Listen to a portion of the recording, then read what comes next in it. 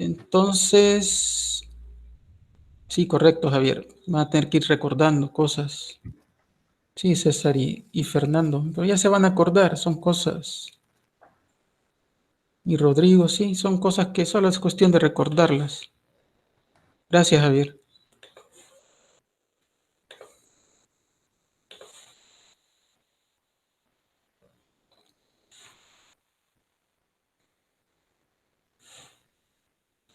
Va, entonces, vamos a ver este ejemplo. Lo he sacado del mismo lugar donde están los demás ejemplos, ¿sí?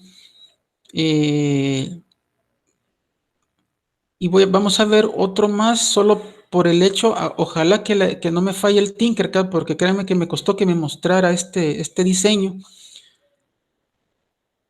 Ojalá no me falle el Tinkercad en el sentido de que no me quería o no me quiere presentar los diseños. O sea, cuando digo diseño me refiero a este modelo, ¿verdad? Este de acá. Sí, no me lo estaba presentando, me dejaba en blanco el lienzo, ¿sí? Del Tinkercad. Entonces, vamos a ver qué hace esto, ¿verdad?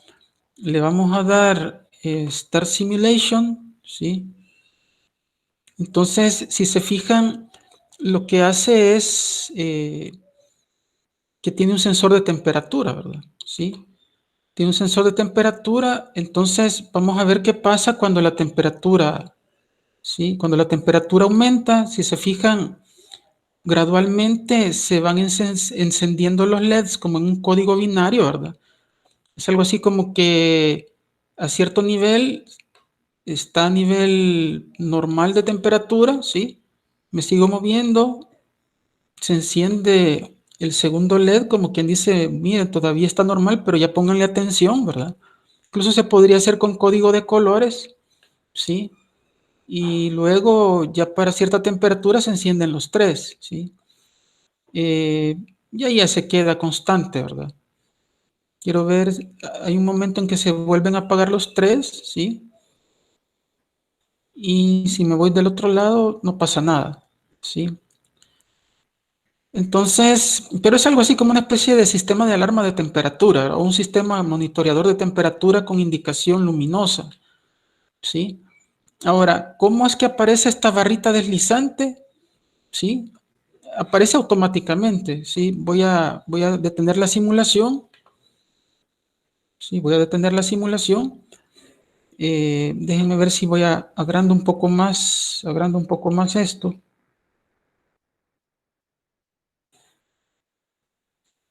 ¿Sí? Entonces voy a correr la simulación. Si se fijan, no aparece la barrita, ¿verdad? Pero cuando yo me acerco acá y le doy clic, ¿sí? Al darle clic al sensor de temperatura aparece la barrita, ¿sí? Entonces observen cómo es que empieza a darse la sucesión de LEDs que se iluminan, ¿verdad? A mayor temperatura se van encendiendo más LEDs, ¿sí? Entonces, de una manera así como electrónicamente hablando, ¿sí? Observen ustedes que la lógica de cableado para el Arduino, ¿sí? La lógica de cableado para el Arduino es que el sensor de temperatura tiene una referencia, ¿sí? Esta que está acá, tiene una referencia, perdón, una referencia que llega a esta barra, ¿sí? Esta barra de tierra o de referencia, donde están conectadas las resistencias también, ¿sí? ¿Sí? Y llega precisamente a este pin, ¿verdad? Llega precisamente a ese pin, este que estoy poniéndole amarillo en la parte inferior de la pantalla de ustedes, ¿sí?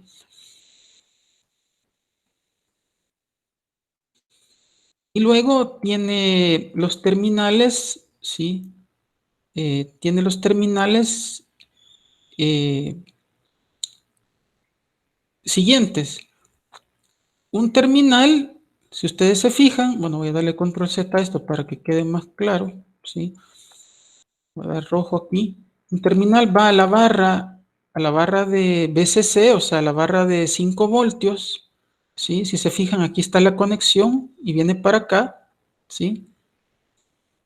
Eso quiere decir que el Arduino está energizando el sensor, ¿sí? El Arduino está energizando el sensor, ¿sí? Entonces, internamente es como una especie de potenciómetro, ¿sí? Es como una especie de potenciómetro. Digamos que los 5 voltios están entrando a esta patita, ¿sí? Los 5 voltios están entrando a esta patita. Conste, yo estoy viendo esto de una manera muy superficial. El ingeniero va a entrar a ver los sensores a mayor profundidad, con más detalles, ¿sí? Entonces, si lo vemos como un partidor de voltaje, ¿sí?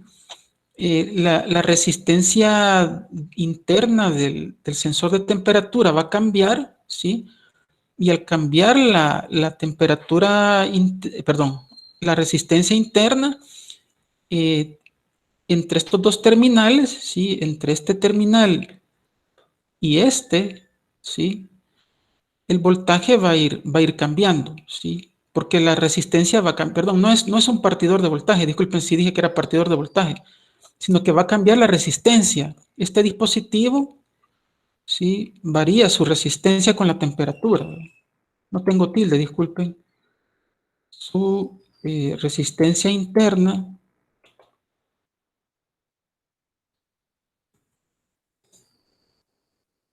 ¿sí? Con la temperatura,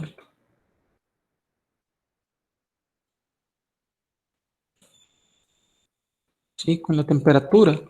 Entonces, al variar la resistencia, obviamente eh, van a ir cambiando los parámetros eléctricos, ¿verdad?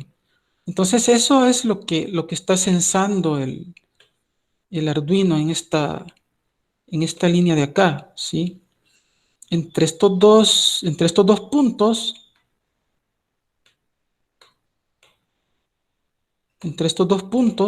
¿sí? O sea, acuérdense de que son estos dos que están acá. Voy a darle escape. Son estos dos que están acá, la entrada analógica 0, ¿sí? Y tierra. Entre estos dos puntos él está midiendo variaciones de voltaje, ¿sí? Entre estos dos puntos, ¿sí? Está midiendo las variaciones de voltaje, ¿sí? Entonces, conste, lo estoy tomando como algo muy superficial. El ingeniero va a hacer esto de una manera más detallada, ¿sí? Y sencillamente para cierto nivel de voltaje, él va a encender un LED, a otro nivel de voltaje, va a mantener encendido el primer LED y va a encender otro, y a un tercer nivel de voltaje, él va a encender los 3 LEDs, ¿sí? Obviamente va a mantener encendidos los que ya encendió y va a encender el tercer LED, ¿sí? Y esta configuración ya obviamente la conocemos, ¿verdad? Que del puerto digital 2 se llega al ánodo, ¿sí? Sale por el cátodo, llega a la resistencia y se llega a la referencia, a tierra, ¿sí? Lo mismo acá, ¿verdad? Del canal digital 3 llega al ánodo, sale por el cátodo, llega a la resistencia y se llega a tierra. Es lo mismo acá, ¿verdad? Ánodo, cátodo, llega a la resistencia y se llega a tierra, ¿sí? Entonces veamos el código. Nos vamos a ir al texto. Decimos que sí. Entonces, esto no lo he hecho yo, esto lo ha hecho eh, lo ha hecho Arduino, ¿sí?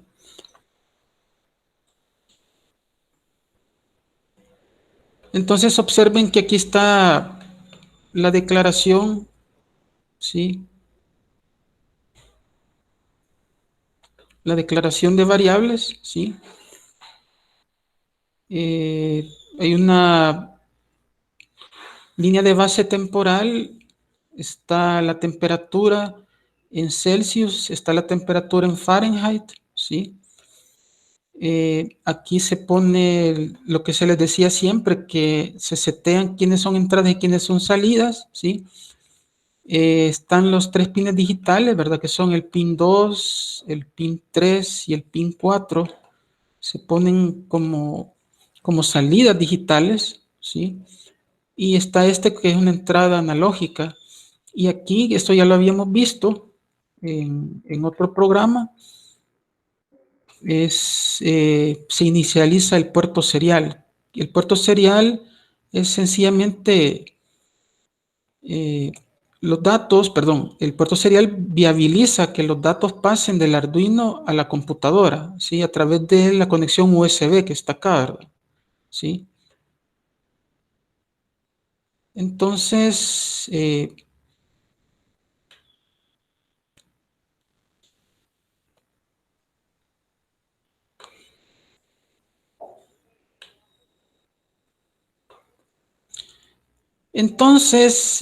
se pone una como temperatura de referencia, ¿sí? Se pone una temperatura de referencia eh,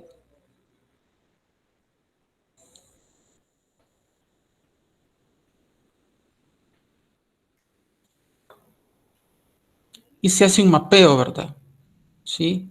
Entonces, inicialmente vamos a hacer una lectura de temperatura en grados Celsius, ¿sí?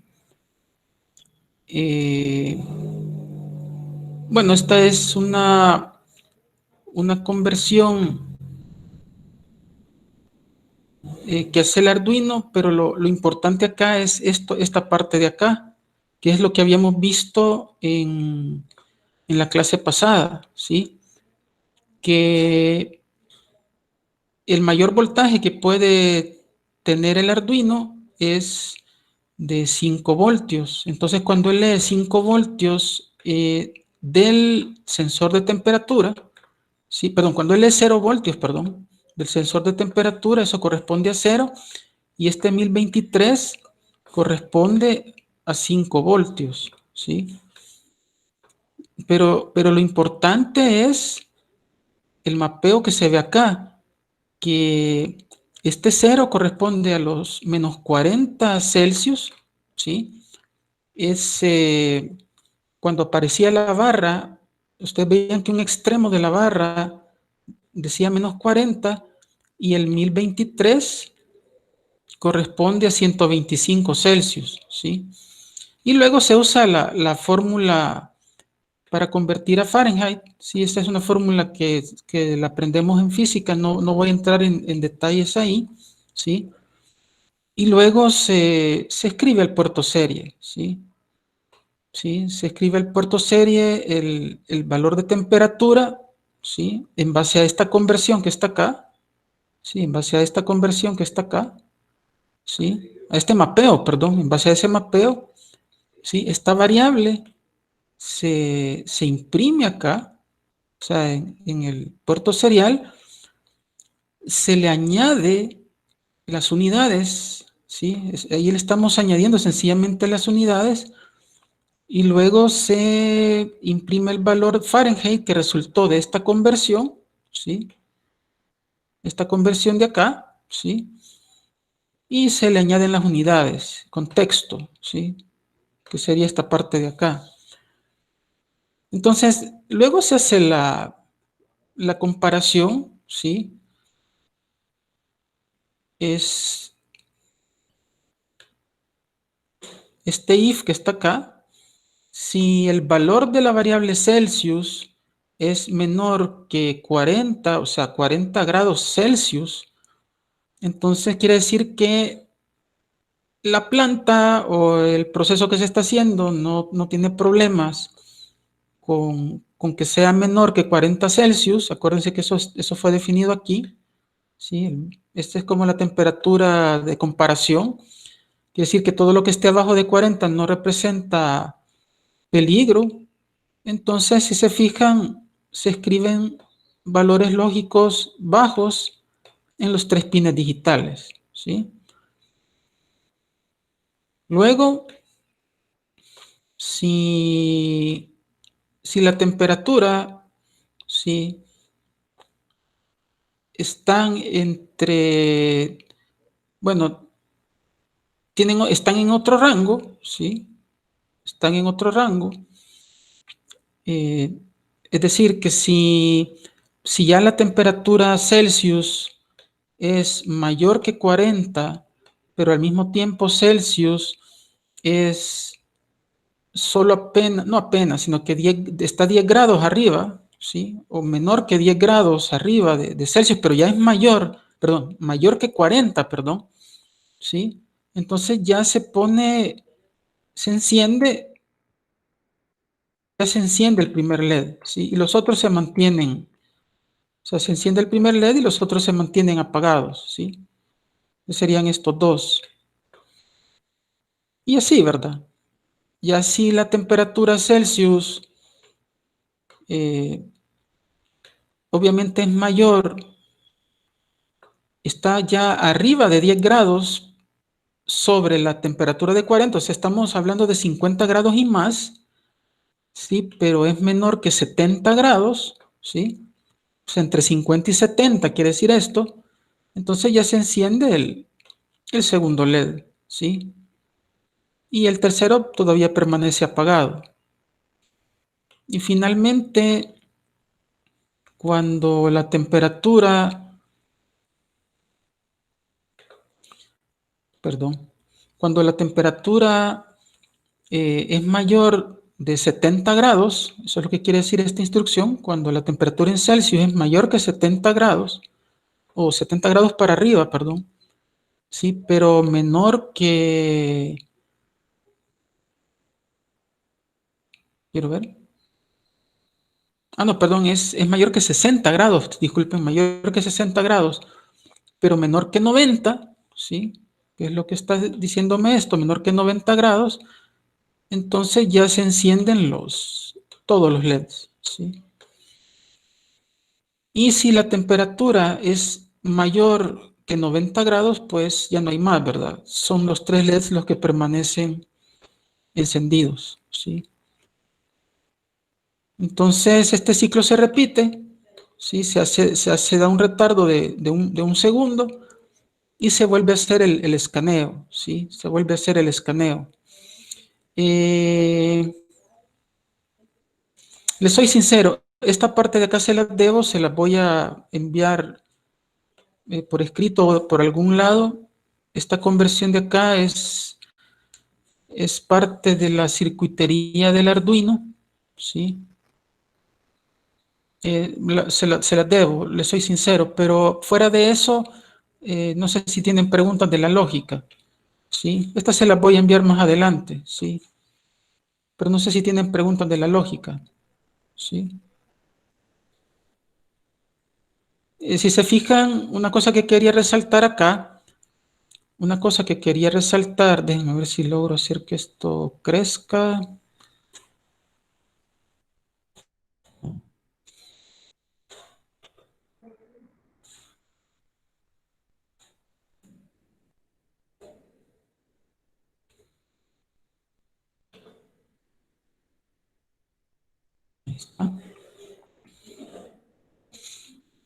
Una cosa que quiero resaltar es lo que les dije hace dos clases, que este void loop, ¿sí?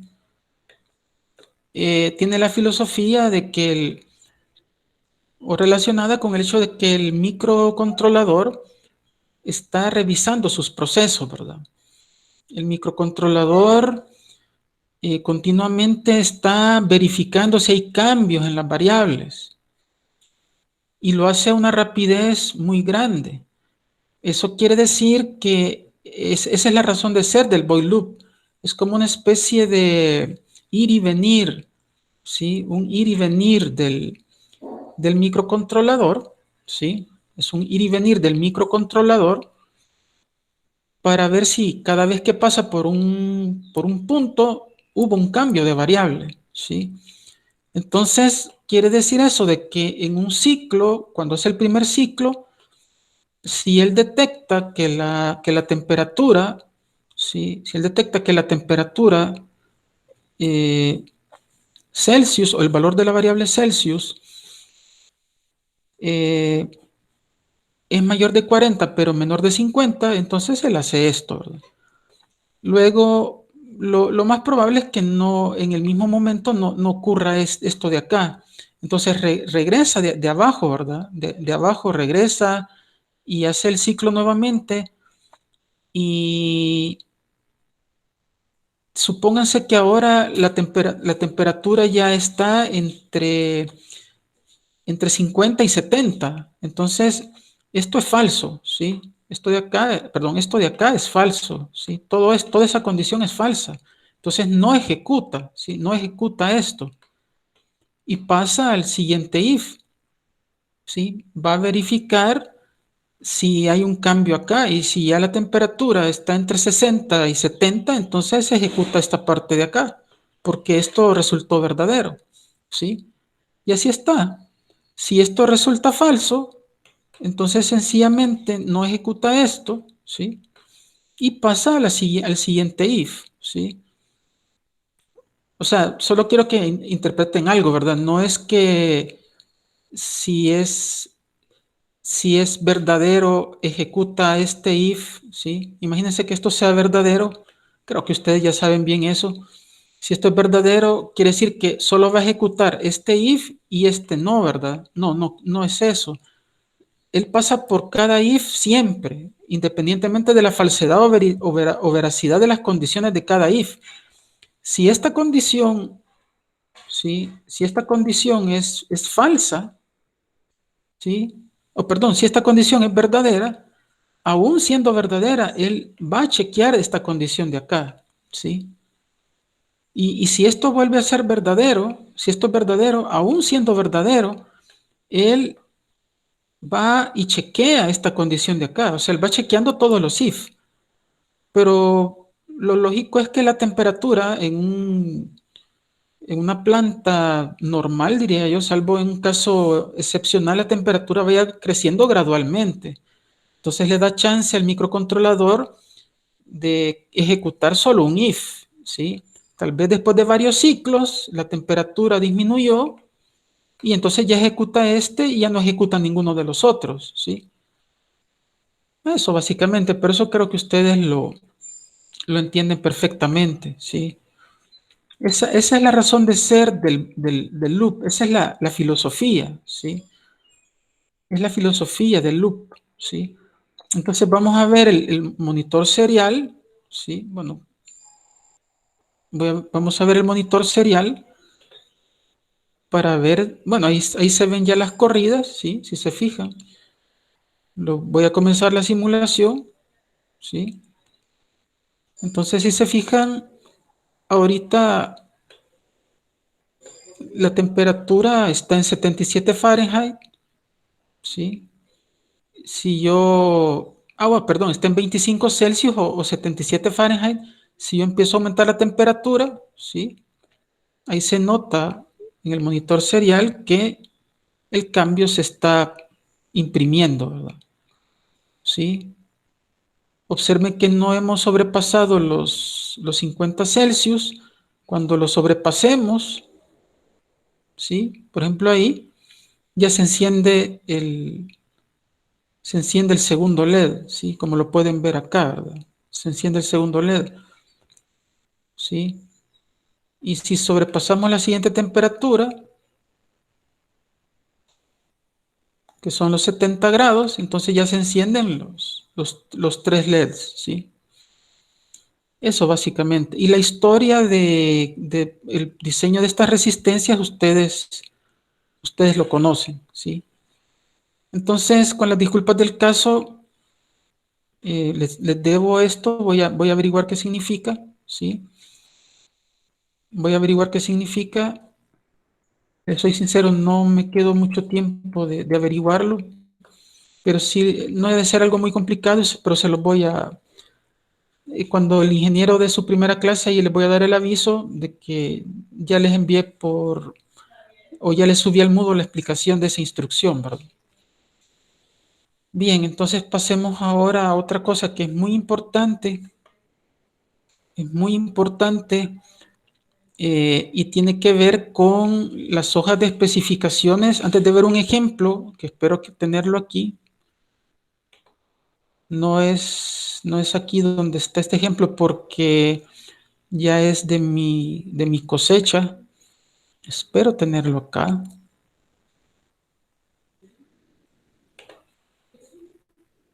A ver. Solo vamos a ver, creo que es un par de ejemplos. Eh,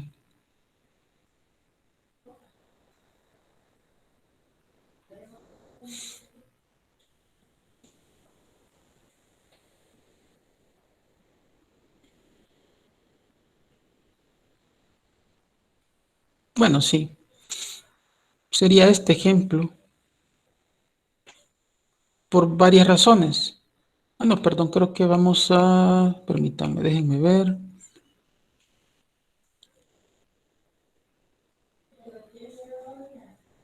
Creo que veríamos este.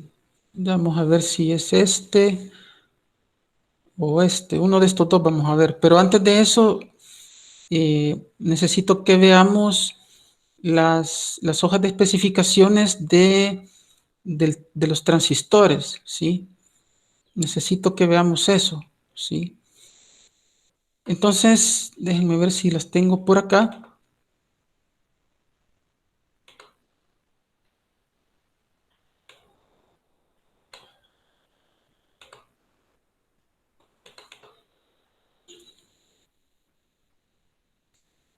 Vamos a tomar como ejemplo un transistor de propósito general. No es que sea el único transistor que, que exista, ¿verdad?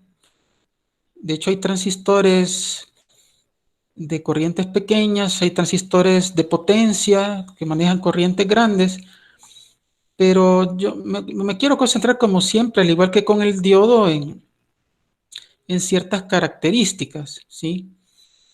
Entonces, siempre en las hojas de especificaciones, acuérdense de que hay información que la usan gente que su vida es diseñar, ¿sí? Es lo que se conoce como diseñadores, pero que son diseñadores profesionales, o sea, su vida es pasar diseñando y diseñando y diseñando. Entonces, ese tipo de información hay que dejársela a ellos, ¿verdad? Que son los especialistas. Nosotros vamos a hacer un uso un poco más intermedio de las hojas de especificaciones y esas son las cosas que voy a resaltar. Entonces, si ustedes se fijan, siempre hay que irse con las indicaciones del fabricante de los límites que no hay que sobrepasar, ¿sí? De lo que ustedes aprendieron del transistor, ustedes saben cuál sería el voltaje colector emisor, o sea, el voltaje colector emisor sería el voltaje entre este terminal y este, ¿sí? Este sería el voltaje colector emisor. Hay otros dos voltajes ahí, pero me voy a referir mucho más al voltaje colector emisor y el voltaje colector emisor de este transistor, que es el 2N2222, muy popular, es como de propósito general para muchas aplicaciones que no requieren gran potencia, sí, gran potencia eléctrica. Disculpen, solo voy a resaltar eso, ¿verdad? Es el 2N2222A, ¿sí? Pero usualmente lo que lo identifica es este número, el 2222, ¿sí? Pero a ustedes les recomiendo que se acuerden de esto, 2N2222, ¿sí? Eh, entonces, les decía que el voltaje colector emisor, ¿sí? Máximo permisible es de 40 voltios. Entonces no podemos permitir que el voltaje colector emisor sobrepase los 40 voltios. Eso de entrada, ¿sí? Luego, usualmente estos dos voltajes, este voltaje, perdón, a cierto nivel de diseño no se suele tomar en cuenta, se suele más tomar en cuenta este, ¿sí? El voltaje colector emisor y el voltaje emisor base. aquí sí es importante mencionar que es emisor base y no base emisor, en el sentido de que, acuérdense que aquí hay un diodo, ¿sí? Aquí hay un diodo que está con el ánodo en la base y el cátodo en el emisor. Entonces, cuando ustedes dicen voltaje emisor base, se están refiriendo a un voltaje con esta polaridad. Este es el voltaje emisor base, es decir, que pone en reversa el diodo. Entonces, quiere decir que la unión base emisor en reversa a lo sumo está aguantando 6 voltios, ¿sí? En reversa. Es decir, con esa polaridad a lo sumo está soportando 6 voltios en reversa, ¿sí? Entonces eso es sumamente importante. Lo otro es la corriente de colector, ¿sí? Lo otro es la corriente de colector. Parece pequeñita, pero puede ser capaz de matar a un ser humano. Este nivel de corriente puede ser capaz de matar a un ser humano.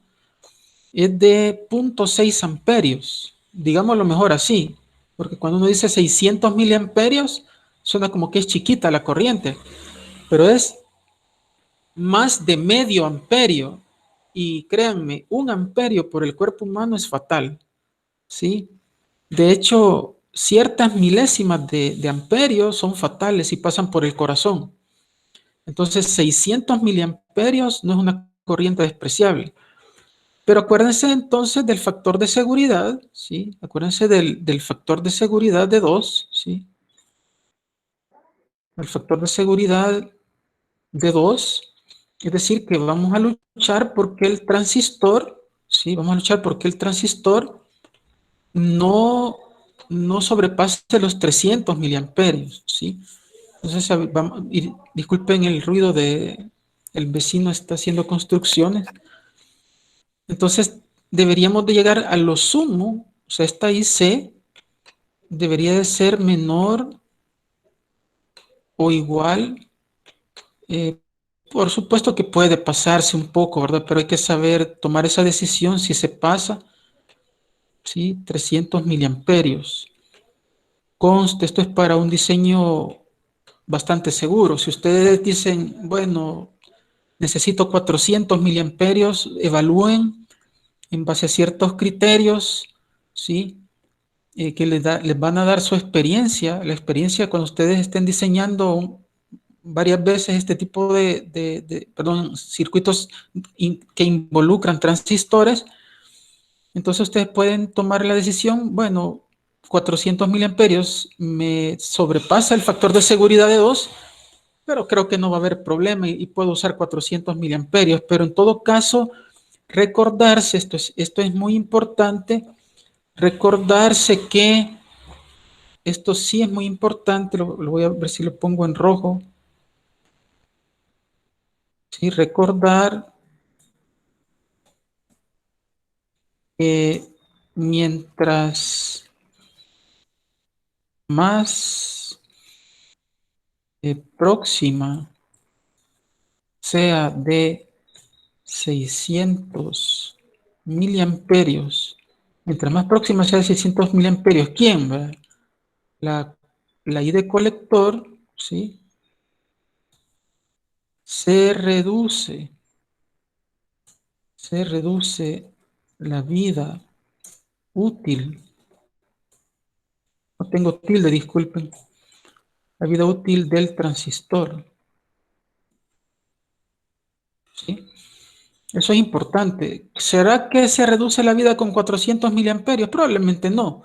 Pero si ustedes trabajan a 550, 560, 570 miliamperios, probablemente su diseño va a trabajar aceptablemente, pero no va a durar lo que duraría un diseño si ustedes trabajan a media corriente, es decir, a 300 miliamperios o inclusive 400 miliamperios, ¿sí? Solo es necesario recordar eso, ¿verdad? Ahora, otro punto importante, voy a borrar todo esto, ¿sí? Por cuestiones de claridad, ¿sí? Otro punto importante es la potencia máxima que puede tolerar el dispositivo. La potencia máxima es, en este caso, de 625 miliwatts, ¿sí? Usualmente esta corriente de acá, la corriente de base, usualmente esta corriente es chiquitita, ¿sí? Esta corriente es bastante pequeña, es mucho menor que 1. Entonces es una corriente que no vamos a tomar en cuenta para estimar esta potencia máxima. Lo que vamos a estimar como para calcular, perdón, las variables eléctricas que vamos a usar para estimar la potencia máxima son el voltaje colector emisor, ¿sí? El voltaje colector emisor y la corriente de colector, ¿sí? Si ustedes se fijan, la corriente de colector es aproximadamente igual a la corriente de emisor. Eso quiere decir que la corriente de base no tiene mayor influencia. Sí, sí se añade un poquito de amperaje de base a la corriente de emisor, pero es tan pequeñito que estamos como del lado seguro si la ignoramos, ¿sí? La corriente de base no la tomamos en cuenta, ¿sí? Entonces quiere decir que la potencia, ¿sí? En general, la potencia del transistor, ¿sí? Va a ser igual a la corriente de colector por el voltaje colector emisor. Ahora, esto obviamente nos dice que la P máxima, vamos a poner por acá, ¿sí? La P máxima sería igual a la I de colector máxima, ¿sí? Por el voltaje colector emisor máximo, ¿sí? Disculpen que se me salió de la pantalla eso, ¿sí? Obviamente, esta fórmula es sencillamente usando los valores máximos de todo lo que está aquí, ¿verdad?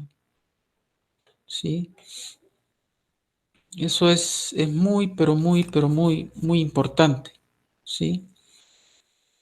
Entonces, otra cosa importante es eh, esto que está acá, ¿sí? Es sumamente importante porque quiere decir que esta potencia máxima, ¿sí? Acuérdense que estamos en esta tabla, cuando estamos en esta tabla estamos viendo todo lo máximo permitido, ¿verdad? Entonces esta sería como la potencia máxima de disipación, esta de acá. Pero eso ocurre a lo sumo a 25 grados Celsius, ¿sí? A 25 grados Celsius es que el dispositivo tolera esa potencia máxima. Arriba de 25 Celsius hay que disminuir en 5 miliwatts la potencia máxima permitida por cada 5, por cada grado, perdón, por cada grado Celsius que la temperatura aumente, ¿sí? Se tiene que disminuir la temperatura máxima en 5 miliwatts. Eso quiere decir que, por ejemplo, a 30 grados Celsius ya no soporta 625 miliwatts, sino que soporta 615 miliwatts, ¿sí? Entonces, eso quiere decir esta expresión de acá, ¿sí? Que por cada grado que se aumente la temperatura, la potencia máxima va disminuyendo. No quiere decir eso que eso es bueno, al contrario. Quiere decir que el transistor va a ser como más sensible, o perdón, menos resistente a potencias altas, ¿sí? Cada vez va a poder soportar menos potencia, y eso quiere decir que cada vez va a poder soportar menos corriente de colector y menos voltaje colector emisor, ¿sí? Eh, cuando se trata de esas potencias máximas, ¿sí? Entonces, ¿qué más? Si se fijan, no estamos viendo todas las características. Por ejemplo, estas características térmicas no las estamos tomando en cuenta, ¿sí?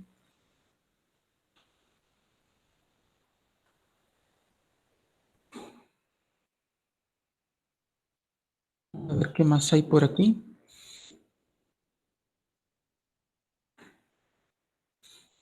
Bueno, aquí se reafirma lo que habíamos visto, ¿verdad?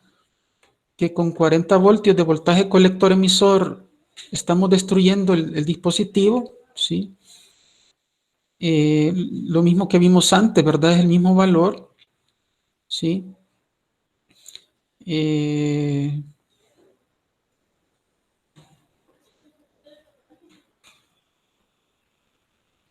hay otra serie de características. Déjenme ver.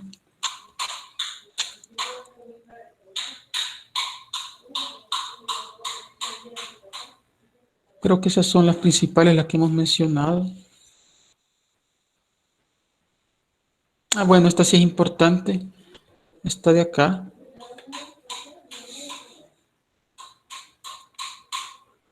Sí. El voltaje, perdón, la corriente de base de corte, es decir, cuando se apaga el transistor, es de 20 nanoamperios. Eso quiere decir que para efectos prácticos, si ustedes ponen el voltaje de la base en cero, es decir, que desenergizan la base, ¿sí? Obviamente el transistor se va a apagar, ¿sí? Va a entrar en corte, ¿sí? Se va a hacer un circuito abierto entre colector y emisor. Eso es lo que quiere decir esto, que aquí está la base, ¿sí? Y todo va a ser un circuito abierto. Aquí está el colector y aquí está el emisor, ¿sí? Entonces, en esta condición, el transistor se pone en condición de corte, es decir, va a haber un open circuit, ¿sí? Un circuito abierto entre colector y emisor, ¿sí? Entonces el transistor se ha apagado, ¿sí? Eso es importante. Vamos a ver qué más hay por acá. Ah, bueno. Todas estas ganancias de corriente, la ganancia de corriente es algo muy importante. La ganancia de corriente me está relacionando la corriente de base con la corriente de colector, ¿sí?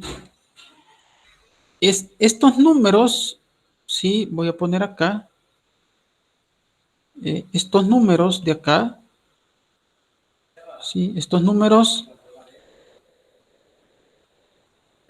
ante todo se dan en lo que se llama la región activa, ¿sí? Son válidos en la región, son válidos en la región activa, ¿sí? Y relacionan la I de base, ¿sí?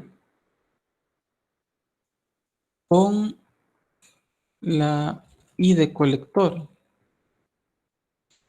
En otras palabras,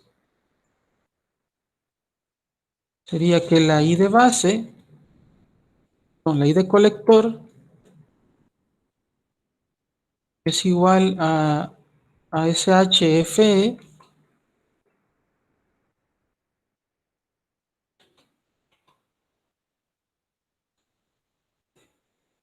por la I de base, ¿sí? Por eso se le llama ganancia. El HFE multiplicado por la I de base da la I de colector, ¿sí? El HFE por la I de base da la I de colector. Entonces, si ustedes se fijan, dependiendo de la corriente de colector que se tenga, la ganancia cambia, ¿sí? Entonces es aquí donde se les decía que usualmente se hacen los diseños de tal manera que se hacen independientes de esta variación, porque la corriente de colector con solo que la corriente de colector cambie, porque es necesario que cambie, tal vez son cuestiones de diseño del circuito, que la corriente de colector varíe en un rango de valores, entonces no nos podemos quitar que la ganancia de corriente cambie. Entonces entramos en una incertidumbre increíble, porque uno diseña creyendo que siempre la ganancia del transistor, por decir algo, va a ser 100, ¿sí? Pero lo que tenemos que tener claro es que con que la corriente de colector cambie, va a cambiar la ganancia. Entonces ya no va a ser 100, sino que probablemente sea 50 o va a ser 75 la ganancia de corriente. Y eso se va a dar sin que nosotros tengamos control sobre ello, ¿sí? Entonces, lo que se hace es, eso no lo hemos visto acá, pero se los menciono para su bagaje de conocimientos, que lo que se hace es usar ciertos circuitos, cierta configuración de resistencias, eh, que hacen que el transistor no dependa de la ganancia de corriente. ¿Sí? Ah, bueno, perdón. Julio, Julio preguntó hace 7 minutos que idealmente quiere una temperatura baja. Correcto, Julio. Tal vez no baja en el sentido de temperaturas de congelamiento, ¿verdad? Tal vez no así, pero temperaturas cercanas a una temperatura que usualmente se toma como referencia, que es 25 Celsius, sí, y por eso es que ustedes observan en los centros de cómputo que hay aires acondicionados, ¿sí? Los aires acondicionados que mantienen la temperatura a cierta temperatura, eso ayuda a la disipación de los circuitos electrónicos. Y sin ir muy lejos, los ventiladores, el ventilador dedicado que llevan ciertos microcontroladores, perdón, microprocesadores, sobre todo en las gaming PCs, ¿ya? Esos microprocesadores hacen tantas operaciones, tanto trabajo que se calientan increíblemente. Entonces tienen un ventilador dedicado encima o un sistema de enfriamiento líquido a veces, precisamente para que la temperatura o sea, esa temperatura externa ayuda a la disipación del dispositivo, ¿sí? Ayuda a la disipación del dispositivo. Entonces, sí, en general, sí. En general, lo que se necesita es que la temperatura permanezca en rangos cercanos a los 25 Celsius. Si ustedes diseñan una laptop, eh, si alguien diseña una laptop, tiene que tener en mente que el rango que él tiene que proporcionar de trabajo debe de ser para temperaturas variantes, es decir, el diseño que él tiene que hacer de su laptop es como para que la laptop pueda trabajar para una persona que viva en el Sahara, ¿sí? En el desierto del Sahara, donde las temperaturas son elevadísimas, o sin ir muy lejos, aquí en El Salvador no es raro en ciertas épocas del año que San Miguel alcance arriba de los 40 grados Celsius, ¿sí?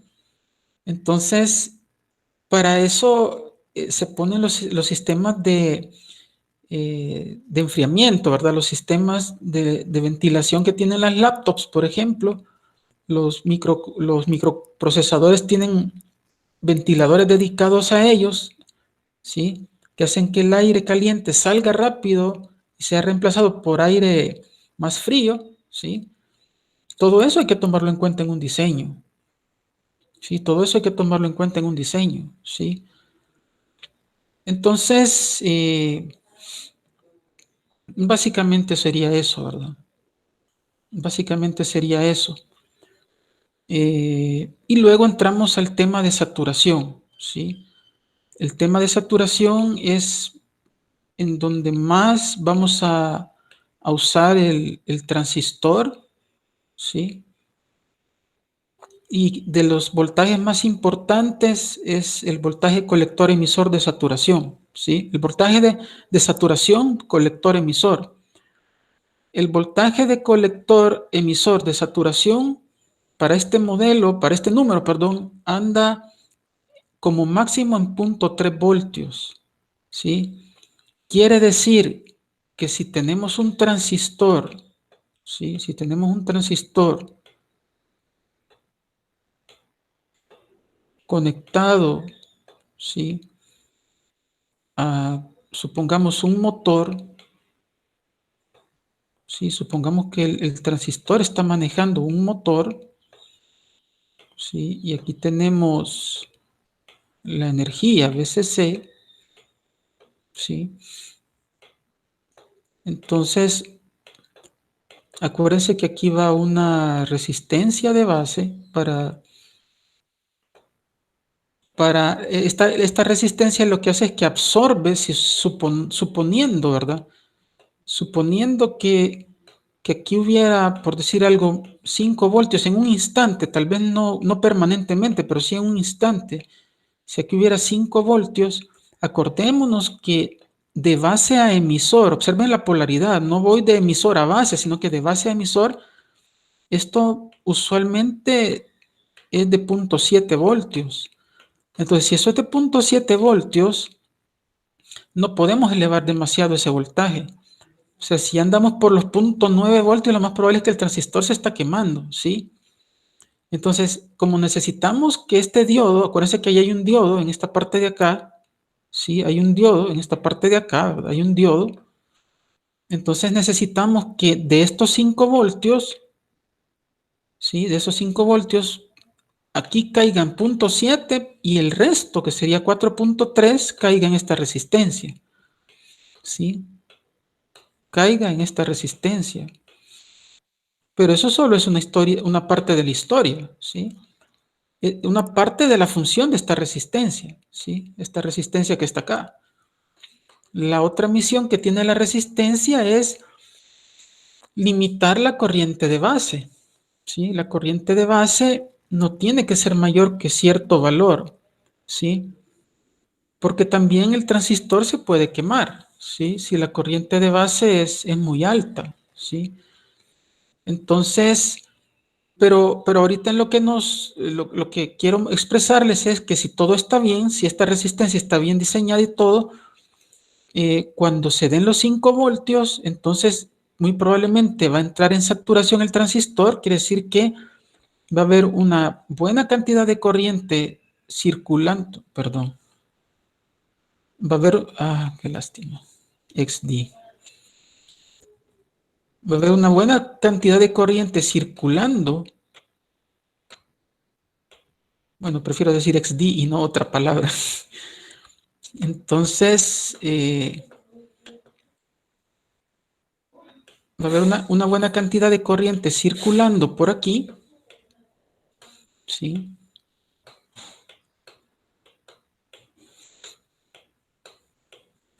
Entonces, esa corriente, bueno, aquí hay que, no se nos tiene que olvidar la resistencia, ¿verdad? Esta resistencia acá.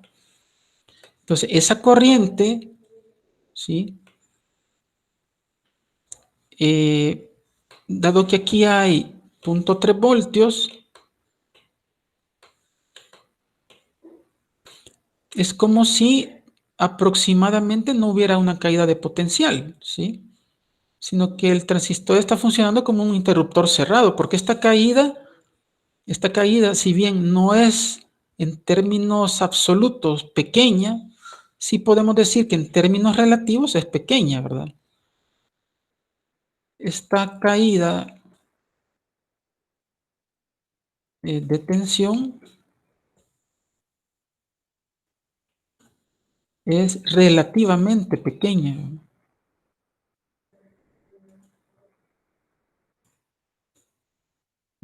Disculpen, ya no me ocupo la pantalla. Sí es relativamente pequeña. Entonces quiere decir que es como que sí, es casi como que si hubiera un cortocircuito aquí. No es así, de hecho no es así, pero es casi como que lo hubiera. ¿Sí? Entonces se puede aproximar la corriente, ¿sí? Como que si como que si no hubiera caída de voltaje a través del transistor. Entonces, el estado de saturación, ¿sí? Vamos a poner aquí, cuando el transistor pasa de saturación a corte y viceversa, se dice que funciona como interruptor. ¿Sí? Si está en corte, el interruptor está abierto. Si está en saturación, el interruptor está cerrado. ¿Sí? En saturación, una de las formas de distinguir saturación es este voltaje, que a lo sumo anda 0.2, 0.3 voltios. ¿Sí? 0.2, 0.3 voltios. ¿Sí? Por ahí va a andar 0.1. Puede haber incluso transistores que lleguen a 0.1 voltios en saturación. ¿Sí? Entonces eso es sumamente importante. ¿Sí? Es algo sumamente, sumamente importante, ¿sí? No sé si tienen preguntas hasta acá antes de continuar. Sí, XD.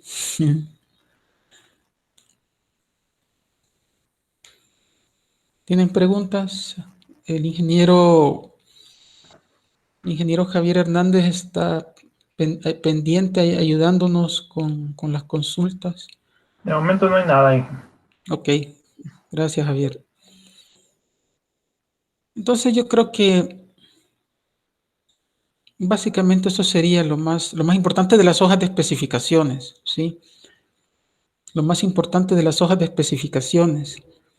Entonces, déjenme ver si podemos ver un poco más a fondo lo que es el fenómeno de saturación. Entonces, aquí, solo antes de pasar a eso de ver el fenómeno de saturación,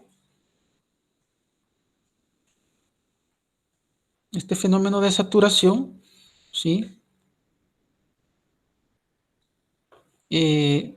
Voy a poner aquí que saturación implica que el transistor equivale a un interruptor cerrado, ¿sí? Y corte, voy a ponerlo con otro color, y corte, ¿sí? Indica que el transistor es un interruptor abierto. Lo voy a poner con otro color.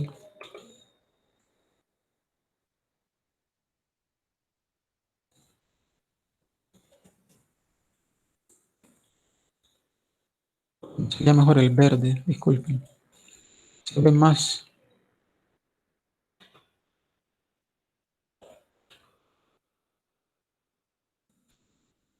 Y el transistor equivale a un interruptor abierto. ¿Sí? Entonces, pero veamos más a fondo lo que es la saturación, porque la saturación es un proceso fundamental, crítico, cuando el transistor se usa como interruptor. Y no es a la ligera que se tiene que analizar la saturación, ¿sí? No es a la ligera, ¿sí? Entonces, déjenme ver si lo logro. Creo que lo voy a explicar en Paint, ¿sí? Es algo muy, muy, muy interesante lo que les voy a explicar, porque la saturación, cualquiera que oye la palabra saturación, piensa que estamos hablando ya les voy a decir, voy a devolverle el control a Windows. Cualquiera que oye la palabra saturación dice, es que en saturación, ¿sí? En saturación vos lo que estás haciendo es mandar al transistor a esta corriente, ¿sí? En saturación, el transistor, esa es la corriente a la que se va a ir. No, un transistor puede estar saturado y su corriente de saturación puede ser mucho menor que esa. Y dirán ustedes, no hombre, pero si saturación sabemos y nos dijeron hace varias clases que es cuando el transistor da la mayor corriente que puede dar, perdón, cuando por el colector pasa la mayor corriente que puede circular, ¿sí?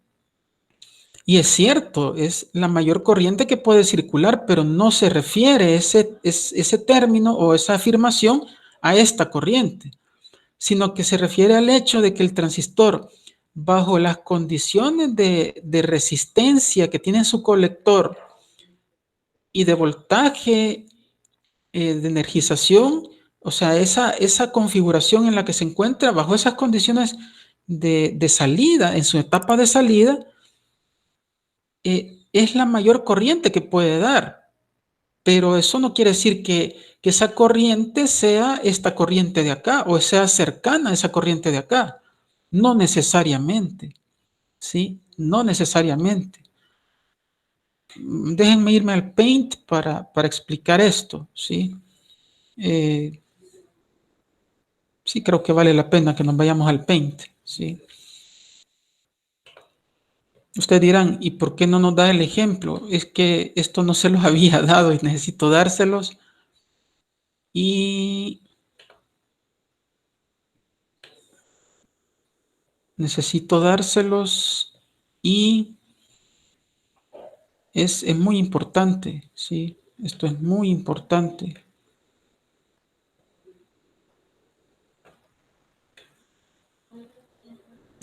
Estas son las curvas de salida de un transistor. Siempre aquí se pone el voltaje, colector emisor. Ups.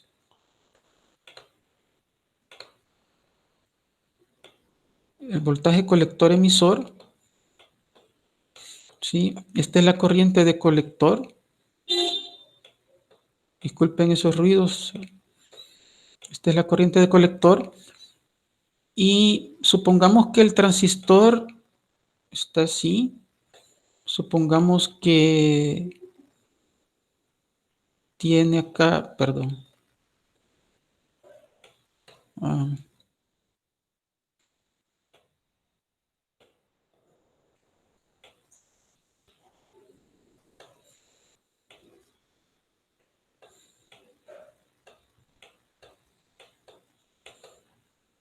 Supongamos que aquí tenemos, qué sé yo, 5 voltios, ¿sí? Supongamos que tenemos 5 voltios aquí. Y aquí tenemos una R de colector, ¿sí? Entonces aquí viene, esta es la resistencia de base, ¿sí? Lo voy a poner así en minúscula, no importa ahorita. Entonces, muchachos, voy a hacer algo que no se había hecho en clases anteriores. Y es no exagerar, sino que como ver como en aumento la zona de saturación del transistor. La zona de saturación es precisamente la zona que está más o menos aquí de 0.3 voltios hacia 0 voltios, ¿sí? Toda esta es la zona de saturación.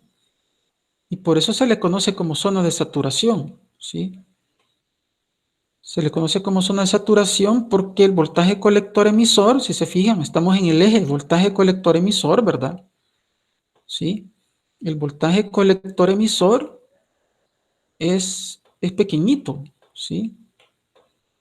Es menor o igual aproximadamente, ¿verdad? Que 0.3 voltios. Hay transistores que pueden manejar voltajes colector emisor mayores que este, pero son transistores de potencia. Me estoy refiriendo a transistores de uso estándar, de propósito general.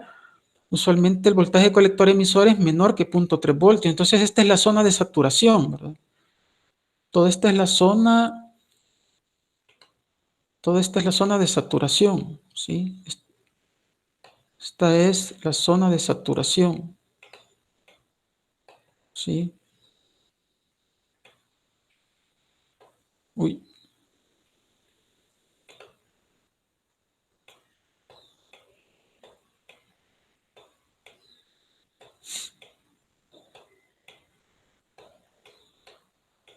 Es la zona de saturación, ¿sí?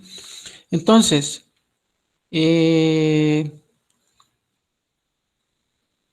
si nosotros ponemos aquí una como línea divisoria,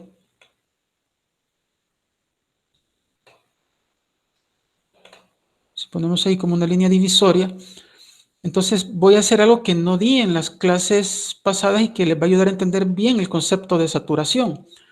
Las curvas, típicamente curvas de saturación, ¿sí? Déjenme ver. Digamos, una curva de saturación sería esta, así. Y luego viene una parte un poco más rectilínea, que es la de la región activa, ¿sí? Luego aquí viene otra curva así, más o menos, ¿sí? Y luego viene acá, no es exactamente así, ¿verdad, muchachos? Aquí estoy exagerando un poco. Vamos a hacer unas...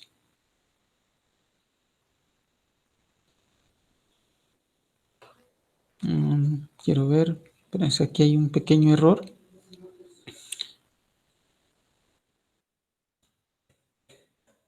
Más o menos así, disculpen.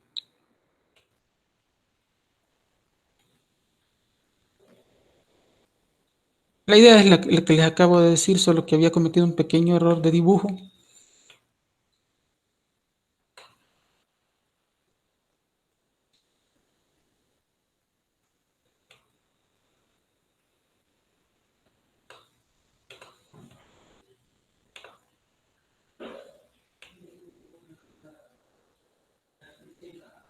Vámonos así, si no, no vamos a acabar.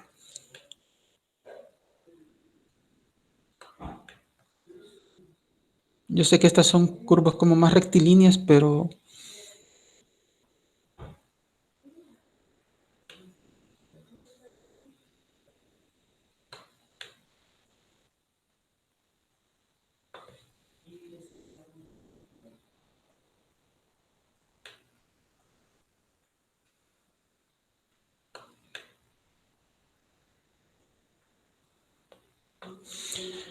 entonces, la recta de carga, sí, la recta de carga puede estar en varias posiciones dependiendo del valor de la resistencia de colector. Supongamos, supongamos que la recta de carga es así, ¿sí? Entonces, para esta recta de carga, el valor de corriente de saturación del transistor sería este de acá, ¿sí? ¿Sí? Para esa recta de carga, ¿sí? Pero para otra recta de carga, por ejemplo, esta que está acá, ¿sí? Supongamos esta, ¿sí? El valor de saturación podría ser este que está acá, ¿sí? Incluso para esta recta de carga, la primera que hicimos, el valor de saturación podría ser este que está acá, ¿sí? ¿Sí? Entonces, ahí viene la primera cosa que hay que notar. Si ustedes se fijan, el transistor es capaz de dar una corriente, qué sé yo, que aquí fueran 300 miliamperios, ¿sí?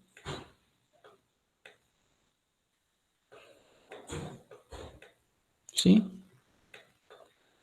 Pero dependiendo del valor de esta resistencia, ustedes lo saben bien porque ya saben cómo dibujar rectas de carga, dependiendo del valor de esta resistencia, la recta de carga, y del valor de corriente de base, o sea, la corriente de base que esté acá, ¿sí? Dependiendo del valor de la corriente de base que esté acá, ¿sí?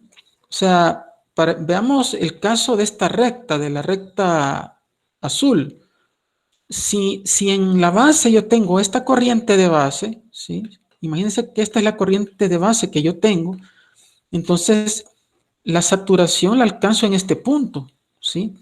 Pero si la corriente de base que yo tengo es esta, ¿sí? Si la corriente de base, esta le voy a llamar corriente de base 1. Si la corriente de base es esta que está acá, ¿sí? Entonces la saturación la alcanzo en este punto, ¿sí? Entonces dependemos de esta resistencia y de esta corriente de base, ¿sí? Porque de esta resistencia es que depende la recta de carga, ¿sí? Y de la corriente de base depende el punto donde la recta de carga se intersecta con la curva del transistor, ¿sí? Entonces, primera cosa que hay que notar, que saturación no quiere decir que estemos ante la capacidad plena de corriente de colector. Porque si ustedes se fijan, por ejemplo, en este caso, para este caso de acá, ¿sí? Voy a ponerlo con un cuadrado. ¿Sí? Para este caso de acá, lo cual implicaría una corriente de base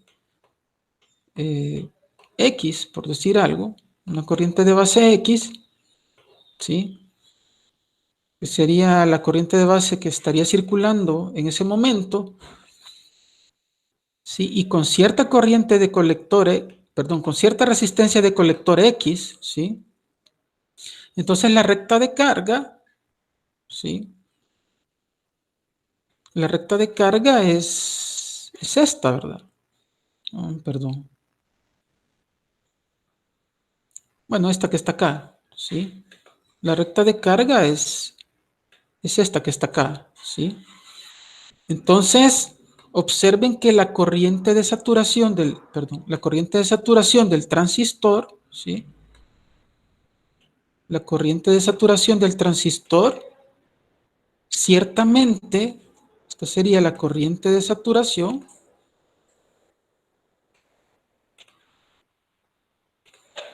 ¿sí? La corriente de saturación, ¿sí?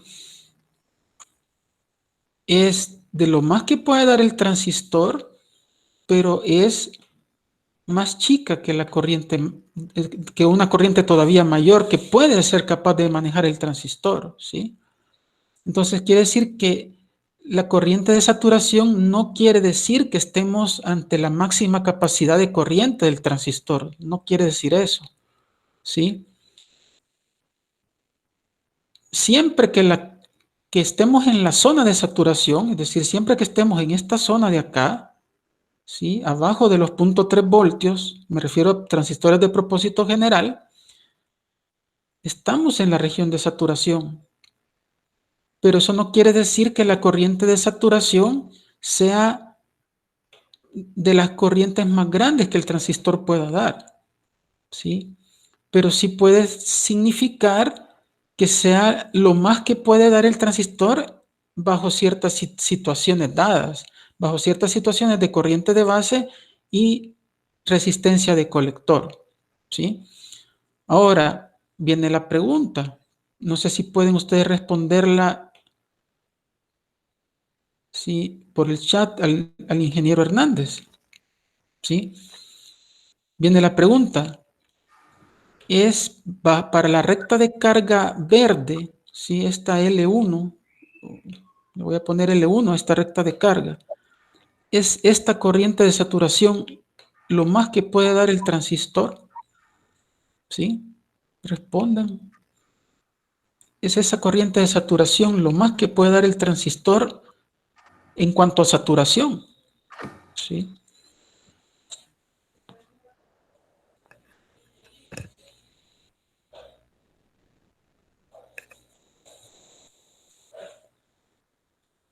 No se atreven, hijo. Creo que están dormidos, ¿no? Sí, yo creo que ya se fueron a almorzar. No, definitivamente no. La corriente que Dice Julio, la más perdón, dice Julio que no, porque la recta no llega al IMAX. correcto. Esta recta, por dos razones, perdón, esta corriente de saturación no es lo más que puede dar el transistor, ni en cuanto, supongamos que esta sea la IMAX que dice Julio, ¿sí? Supongamos que esta sea la IMAX, ¿sí?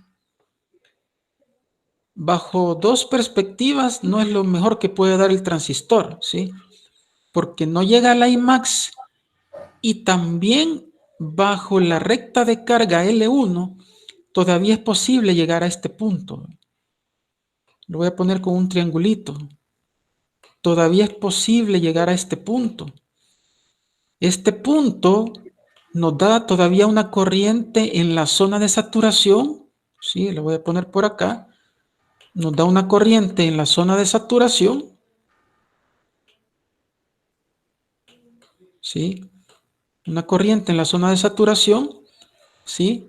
Le voy a poner corriente de saturación 2, donde la corriente de saturación 2 es mayor que la corriente de saturación 1. ¿Sí? ¿Sí? Entonces, quiere decir que aún dentro de la misma recta de carga podemos alcanzar todavía una mayor corriente de saturación. Pero en cualquiera de los dos casos, sea en este caso o en este caso, el transistor no está llegando a estos niveles, ¿sí? Entonces eso es muy importante, ¿sí? Eso es muy importante, ¿sí? Entonces les queda claro eso, les queda claro que la corriente de saturación del transistor lo que sí indica es que el transistor está en la zona de saturación y que la corriente de saturación del transistor de ninguna manera es equivalente a que sea igual a la corriente máxima del transistor, ¿sí?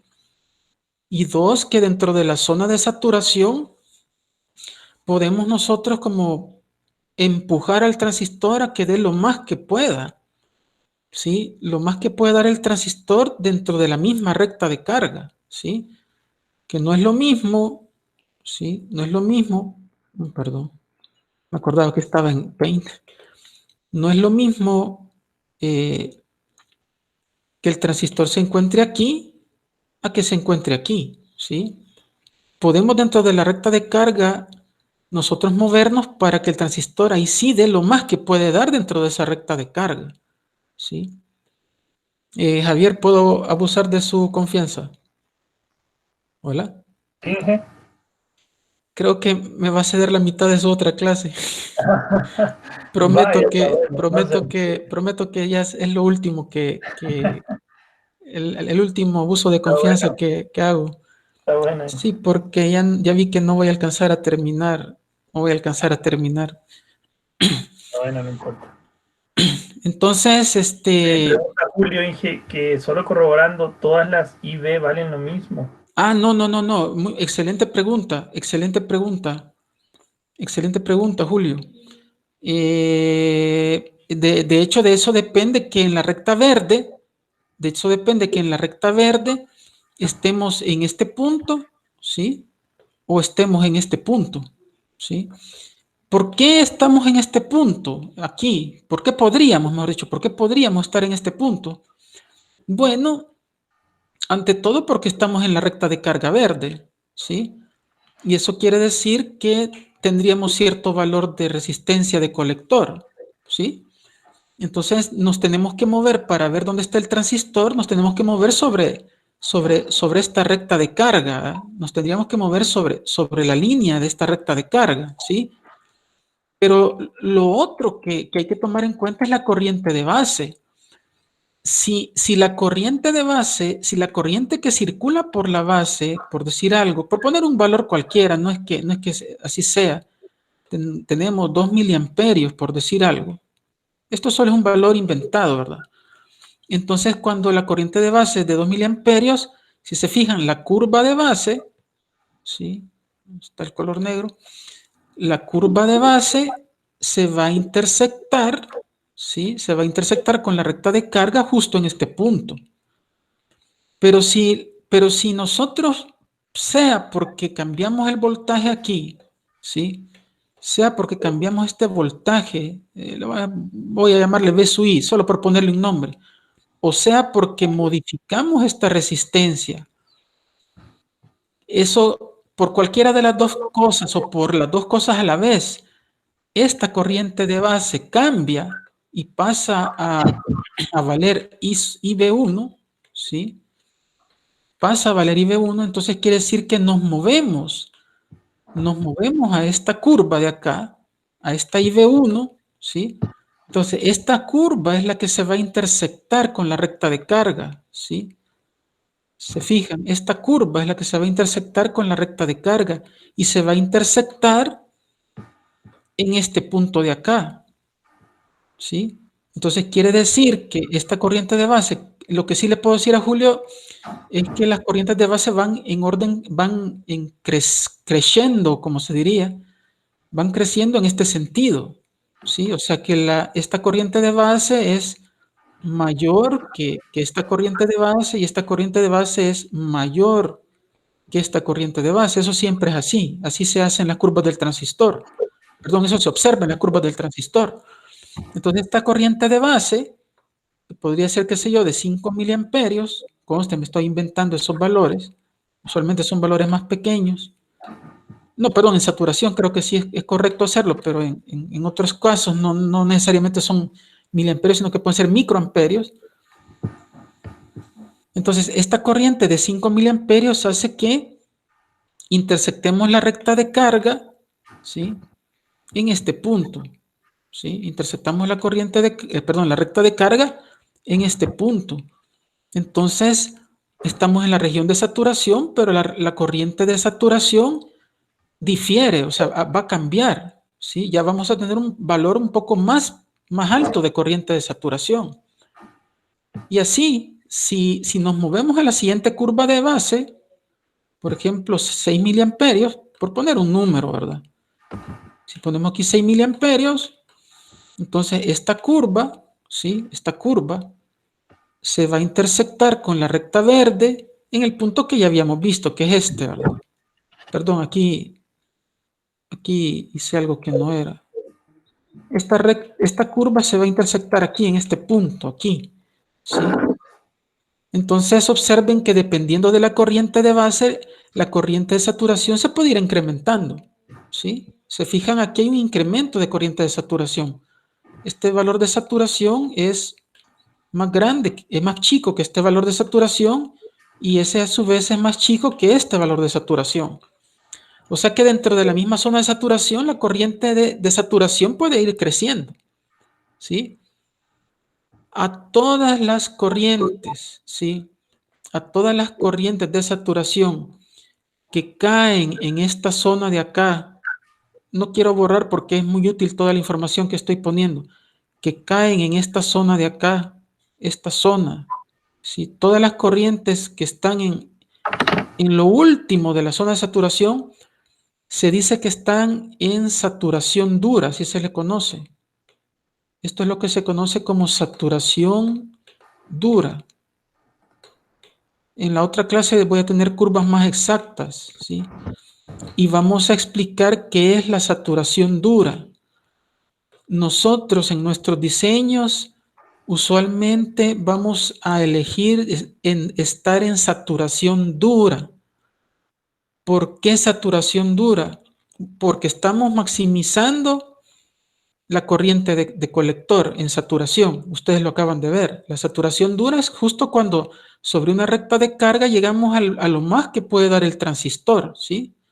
Lo más que puede dar el transistor obviamente que no es la corriente máxima, ¿verdad? Y dos, si ustedes se fijan en la región de saturación dura, que es donde ya se da lo más que se puede dar, si ustedes bajan acá, el voltaje colector emisor es también el menor voltaje que se puede dar. ¿Y qué implica eso? Implica que la potencia del transistor en saturación, ¿sí? Dado que el voltaje colector emisor es el menor posible que podemos tener, eso es bueno para minimizar la posibilidad de caer en la potencia máxima que puede disipar el transistor, ¿sí? No sé si les quedó claro, ¿sí? ¿Quedó claro, Julio?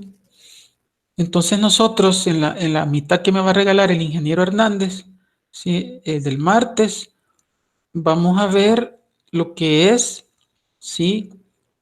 El diseño en saturación dura, ¿sí? Y vamos a hacer en Tinkercad un par de circuitos, ¿sí? Tomando en cuenta eso, ¿sí? Un par de circuitos, ¿sí? Tomando en cuenta eso, ¿sí?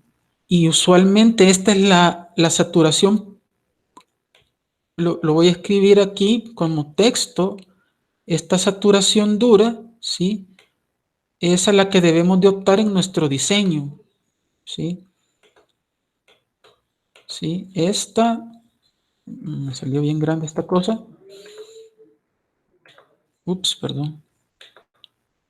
Ya se me trabó esto. Bueno, no importa. Se puso, ahí está.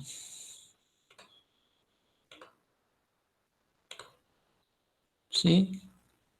Esta es, o este, perdón, es el tipo de saturación, ¿sí? Que debemos usar en los diseños.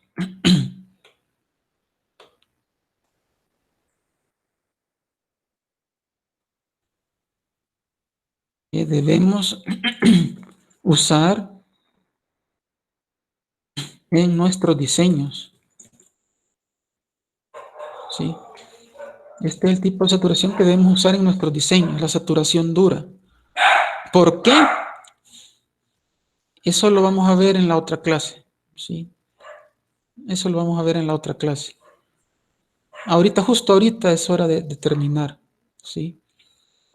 Pero ese es el tipo de diseño que vamos a buscar, o sea, quedarnos, ¿sí? Quedarnos en esta zona de acá, en la zona más extrema, o sea, quedarnos en la zona más extrema de la zona de saturación, ¿sí? Este dibujo lastimosamente no me quedó bien, ¿sí? En la otra clase les voy a tener un dibujo más preciso, más exacto, pero vamos a tener que usar esta zona, bueno, incluyendo aquí más o menos, así. Esta es la zona donde tenemos que diseñar y ustedes se preguntarán, ¿por qué? Solo se los digo así aproximadamente. Una, por lo que hablamos del voltaje colector emisor, que al estar en la zona de saturación dura, el voltaje colector emisor es lo más chiquito que podemos estar logrando bajo ciertas condiciones, ¿sí? Y eso minimiza la posibilidad de sobrepasar la potencia máxima permitida del transistor. Obviamente, aparte de eso, tener un voltaje colector emisor chiquito, observen que aquí tenemos 0.3 voltios, ¿sí? También es ventajoso para considerar como puramente un interruptor el transistor en saturación, ¿sí? Entonces podríamos estar hablando de que podríamos estar teniendo voltaje colector emisor de 0.1 voltios, ¿sí? 0.15 voltios, 0.17 voltios, lo cual parece ya más un interruptor a que si tuviéramos 0.3 voltios, ¿sí? Casi no hay caída de potencial, ¿sí? Y la otra razón, no la voy a explicar ahorita porque sería muy largo y no quiero abusar de su tiempo, es que en esta zona, lo voy a poner aquí en texto, ¿sí? ¿Sí? En la zona de saturación dura, ¿sí? Valga la redundancia, no, perdón, lo voy a poner así, la ganancia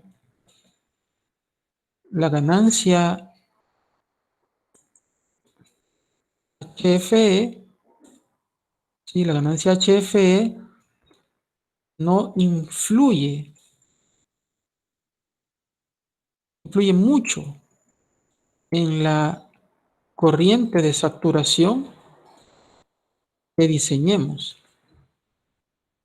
Eso quiere decir que si diseñamos en la zona de saturación dura, la corriente de saturación que nosotros diseñemos no se va a ver afectada por cambios de ganancia en el transistor, por cambios de HFE. No se va a ver afectada, ¿sí? ¿Cómo se explica eso? Es muy largo, mejor por eso le pedí la media hora al ingeniero Hernández. Y ahí vamos a ver un par de diseños para que comprendamos eso en Tinkercad. ¿Ok? ¿Alguna pregunta? ¿Alguna pregunta? Sí. Entonces la zona de saturación dura es como el extremo, lo más extremo que hay dentro de la zona de saturación, ¿sí? Lo que nos lleva a la zona de voltajes de colector emisor más bajos y es la zona donde la ganancia del transistor no va a influir y no nos va a cambiar mucho nuestra corriente de saturación, ¿sí? No nos la va a cambiar mucho, ¿sí? Entonces, hay que contextualizar eso que acabo de decir, pero lo vamos a contextualizar en la siguiente clase. Pero no sé si...